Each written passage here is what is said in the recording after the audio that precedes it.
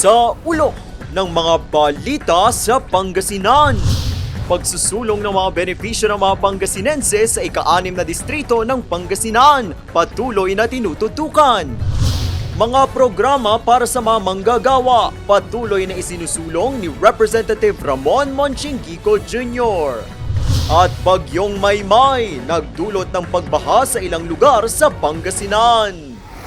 Unang ratyada, mas pinalalakas ang ugnayan ng iba't ibang ahensya ng pamahalaan upang maisulong ang mga programang magbibigay ng mas malaking benepisyo sa mga mamamayan. Patunay rito ang kamakailanlang na pagpupulong ng mga opisyal mula sa DENR Penro Pangasinan at Department of Tourism Region 1 kay Pangasinan 5th District Representative Ramon Monchinguico Jr.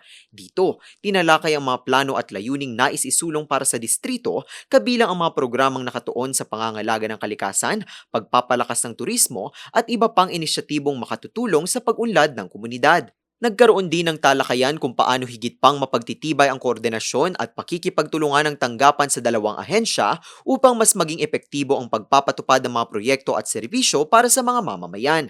Ayon kay Representative Monching, mahalaga ang patuloy na pagtutulungan ng iba't ibang sangayan ng pamahalaan upang makabuo ng mga programang magpapalago sa turismo, magpapanatili sa likas na yaman at maghahatid ng mas maraming oportunidad sa distrito. Rain or shine, tuloy ang trabaho para kay Pangasinan 5th District Representative Ramon Monchinguico Jr. Katunayan, aktibo siyang dumalo sa pagpupulong ng North Luzon Growth Quadrangle o NLGQ kasama ang Department of Labor and Employment o DOLE Region 1 upang talakayan ng iba't ibang programa at serbisyong ipinatutupad ng ahensya para sa mga manggagawa. Dito, sinuri ang mga programang nailatag ng DOLE at ang naging epekto ng mga ito sa pagtugon sa pangangailangan ng mga manggagawa sa rehiyon.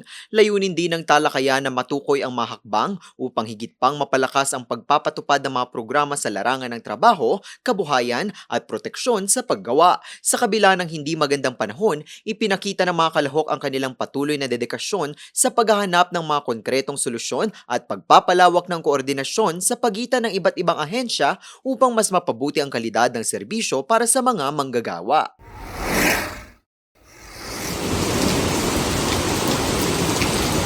Isa ang Pangasinan sa mga nakararanas ngayon ng epekto ng Bagyong Maymay. Lakas ng ulan. Grabe. Ito na yung bagyo na isa. Kabugso-bugsong ulan ang nararanasan sa bayan ng Alcala. Ramdam din ang walang tigil na malalakas naman na hangin at ulan sa bayan ng Dasol. Sa bayan naman ng Agno, maagang nagsagawa ang lokal na pamahalaan ng preemptive evacuation para sa mga pamilyang nakatira sa mga baybayin at mababang lugar. Naghatid din ang pamahalaang lokal ng Agno ng mga relief supplies sa iba't ibang barangay bilang bahagi ng kanilang paghahanda.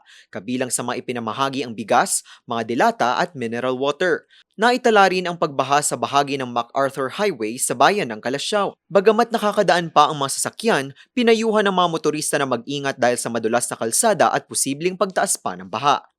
Sa bayan naman ng Infanta, ipinagpapatuloy ng Municipal Disaster Risk Reduction and Management Office o MDRRMO ang regular na pagmomonitor sa mga ilog at iba pang bahaing lugar. Pansamantala ring isinara ang Villaverde Road sa bayan ng San Nicolas bilang pag-iingat sa posibleng panganib at pagguho ng lupa na dulot ng bagyo. Umabot na sa 20 evacuation centers ang nabuksan sa lalawigan ng Pangasinan, kabilang narito ang bayan ng Bani na nakapagtala ng mahigit 700 evacuees. Inside evacuation center sa Pangasinan ay 20. So yun po. So we can provide you updates. Okay. As to Bani, meron tayong 772 na na-monitor na mga nasa area. Yes. Apo, nasa ISIS sila. So Bani, meron pong 772. Kasama na din po dyan yung ilang fisher folks po na lumikas dahil po sa lagay ng panahon. Sa ngayon, patuloy naman ang investigasyon ng mga otoridad sa naiulat na insidente sa pagkalunod sa Alaminos City. Regarding doon sa nabanggit ni Asek Mina kanina na hindi naman missing kasi nahanap na, pero yung nalunod po doon sa Alaminos, we're still waiting po for an update po. Nakataas naman ang yellow warning level sa buong lalawigan ng Pangasinan, habang nananatili rin sa signal number 1 ang mga bayan ng Anda, Bulinaw at Bani. Patuloy na pinayuhan ang mga residente na manatiling alerto at sumunod sa mga opisyal na abiso.